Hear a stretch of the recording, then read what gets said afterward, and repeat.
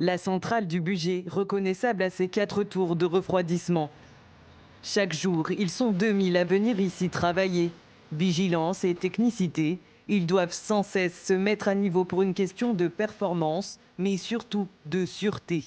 Au cœur de ces installations, l'espace maquette où les salariés peuvent venir s'entraîner 24 heures sur 24.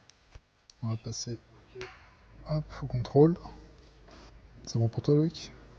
Ces techniciens de maintenance révisent le montage d'une pompe, des gestes précis, répétés, jusqu'au dernier moment, avant leur intervention dans la centrale. Tourne vers moi. Le moteur va entraîner la pompe, donc en fait, il faut que les deux accouplements soient bien alignés pour pas qu'il y ait de dégradation ou de vibration sur l'installation quand c'est en train de tourner.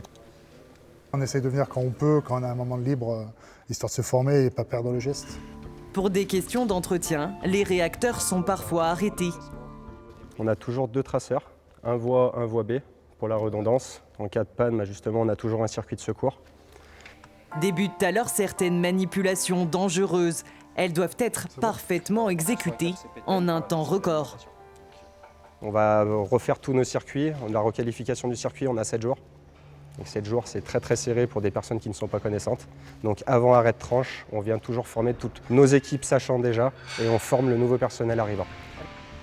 Chaque centrale nucléaire dispose d'un campus comme celui-ci pour former ses futurs employés à des métiers très spécifiques. Ces futurs pilotes de réacteurs arrivent au terme de 18 mois de formation. Ultime exercice, réussir à appliquer des consignes en situation perturbée au cœur de cette réplique parfaite d'une salle de commande. Nos pilotes de réacteurs, c'est bien sûr les gens qui doivent être particulièrement bien formés, qui doivent maîtriser l'ensemble des situations que peut rencontrer un réacteur nucléaire.